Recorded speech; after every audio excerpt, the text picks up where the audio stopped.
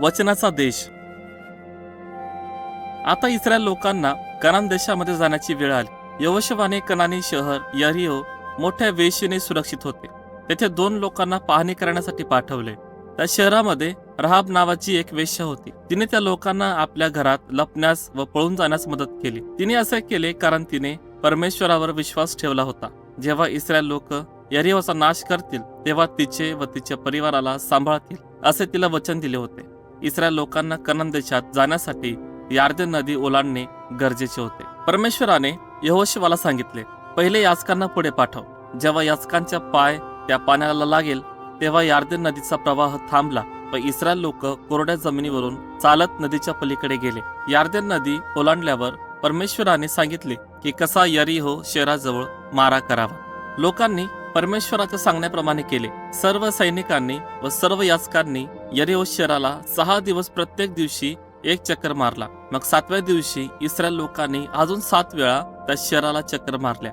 शेवटच्या वेळेस चक्कर मारताना सैनिकांनी गर्जना केल्या व याजकांनी आपल्या तुताऱ्या वाजवल्या। मग यरीहो शहराच्या भिंती पडल्या। परमेश्वराने सांगितल्याप्रमाणे इस्रायल लोकांनी त्या शहराचा नाश केला। त्यांनी फक्त राहाब व तिच्या परिवाराला जिवंत ठेवले, जे नंतर इस्रायल लोकांचाच भाग बनले।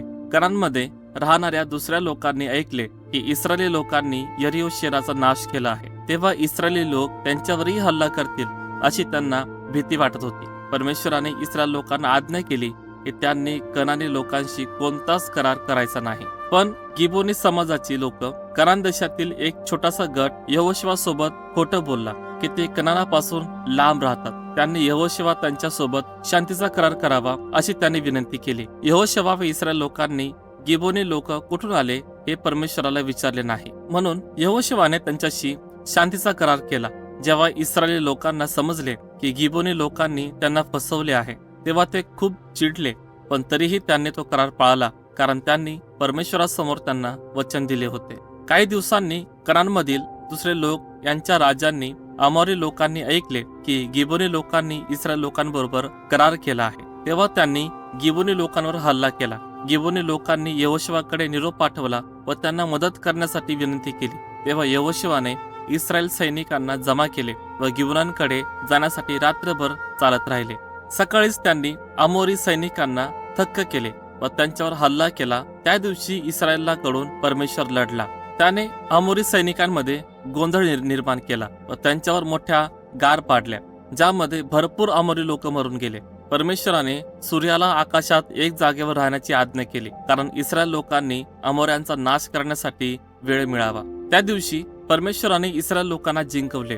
परमेश्वराने त्या सैनिकांना हरवले। भरपूर कनानी लोकांनी एकत्र येऊन इस्रायल लोकांवर हल्ला केला। यहोशुवा आणि इस्रायल लोक यांनी त्यांच्यावर हल्ला केला व त्यांचा नाश केला। या लढाईनंतर परमेश्वराने इस्रायल लोकांना त्यांच्या पिढीप्रमाणे वचनाचा देश वाटून दिला। नंतर परमेश्वराने इस्रायलच्या सर्व सीमांवर शांती आणली। जेव्हा यहोशुवा म्हातारा झाला तेव्हा त्याने सर्व इस्रायली लोकांना एकत्र केले। मग यहोशुवाने इस्रायली लोकांना परमेश्वराने त्यांच्याशी केलेल्या सीनाई डोंगरावर केलेल्या कराराची आठवण करून दिली की त्यांनी परमेश्वराच्या आज्ञा पाळाव्या। सर्व लोकांनी परमेश्वराशी विश्वासू राहायचे, त्याच्या आज्ञा पाळायच्या असे वचन दिले।